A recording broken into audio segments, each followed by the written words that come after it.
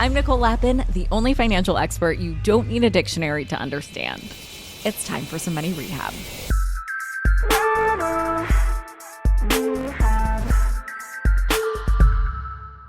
So I have this idea for a reality show where I show up at weddings, and when the officiant asks if anyone has any objections, I would stand up and ask people if they had the money talk. And if they hadn't, I would object loudly. Would you watch that show? Of course you would. Would I have any issues finding couples to wedding crash? No, I would not, because lots of couples have problemos talking to their significant other about money. And the challenges can be sneaky sometimes. A difficult scenario doesn't look like a big financial secret. Sometimes a difficult scenario can look like two people being perfectly compatible, but just making different assumptions about what money and work will look like as they live happily ever after. I got this DM recently from a listener, let's just call him Cole, who had this question, and I'm going to read it because he wanted to stay anonymous. He said, "How do you approach your partner not being on the same page about financial growth? When we got married, neither me nor my wife had too much money and we both had some debt.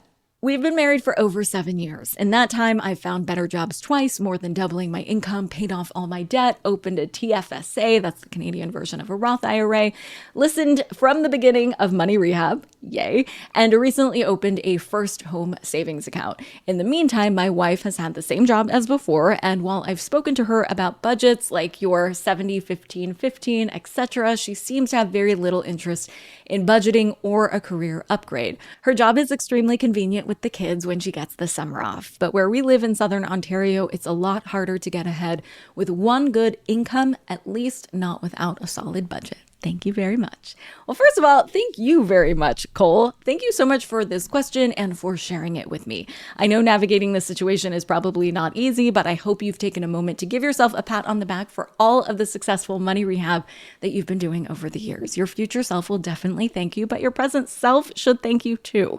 It sounds like you've already tried to talk to your wife about things like budgeting, but have these chats been in passing, or have they been sit-down chats where you plot your awesome life together? If it's the former, you need to start doing a little bit of the latter. But just because the conversation needs to be more intentional doesn't mean it needs to be less fun. Something that might work for you is to frame the conversation around what you've been dreaming of for the next 5, 10, 50 years. I'd start with the conversation about what you both want retirement to look like, and then reverse engineer from there. A good exercise for the two of you to do together would be look at the way I outlined 3 different levels of wealth so that you can start talking through desires, goals, and expectations for retirement. The first level of wealth is affectionately called rich enough, where your super basic expenses are covered. Think brown rice and beans diet without any frills. If you feel best, though, maintaining your current lifestyle, complete with occasional splurges like dining out or buying designer shoes, amazing. It is the pretty rich life for you. Being pretty rich in retirement allows you to live comfortably with some indulgences, but doesn't factor in a ton of future growth. And finally, we have the super rich level, which entails more money than you can reasonably spend, aka baller status. If you two don't get the exact same answer here, that's okay. Talk through what a compromise might look like. If she's good with maintaining your current lifestyle, which it sounds like she is, talk about what goals for retirement are important to you, and perhaps she'll catch your excitement. Maybe you want to live on the beach in the Maldives for a year. That would be hard to not get stoked about. Once you've reached a compromise on what you want your retirement lifestyle to look like, the next step is to crunch the numbers to see how much you'll actually need to save in order to achieve that lifestyle. I go through this calculation at length in an episode that I linked in the show notes, but for now, I'm just going to give you some loose numbers that we can tweak.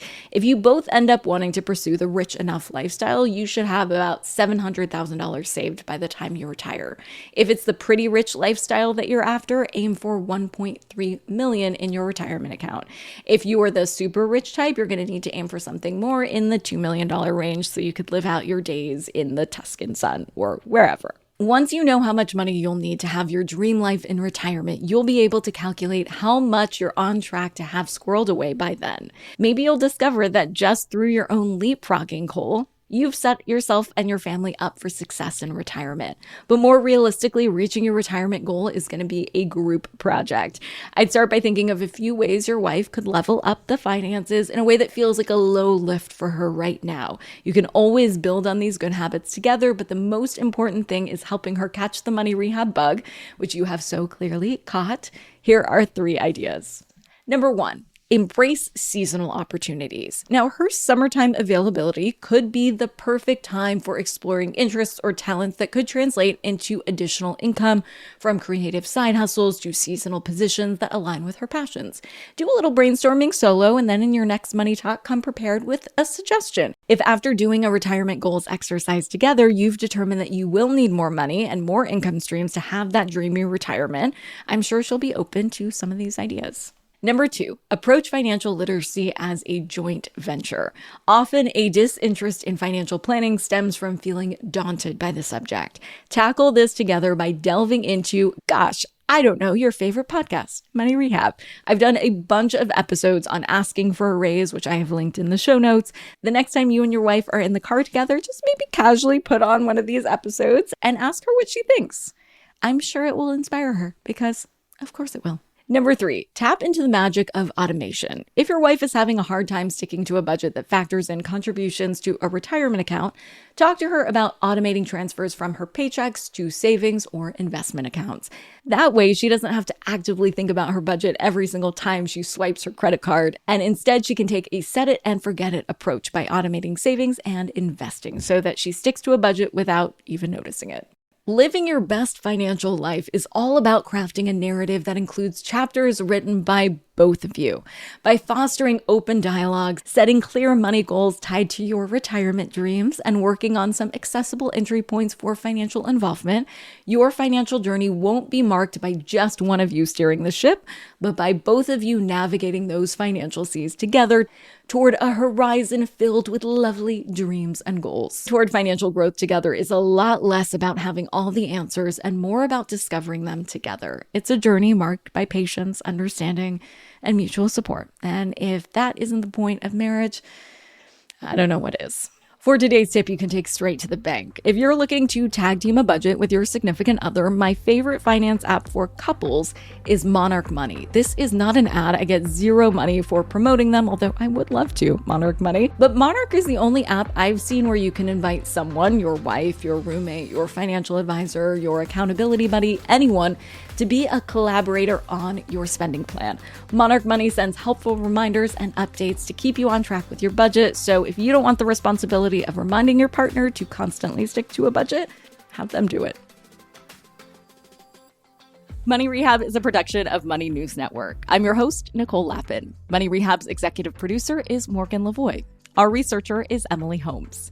Do you need some money rehab? And let's be honest, we all do. So email us your money questions, moneyrehab@moneynewsnetwork.com, to potentially have your questions answered on the show, or even have a one-on-one intervention with me. And follow us on Instagram @moneynews and TikTok @moneynewsnetwork for exclusive video content. And lastly, thank you. No, seriously, thank you. Thank you for listening and for investing in yourself, which is the most important investment you can make.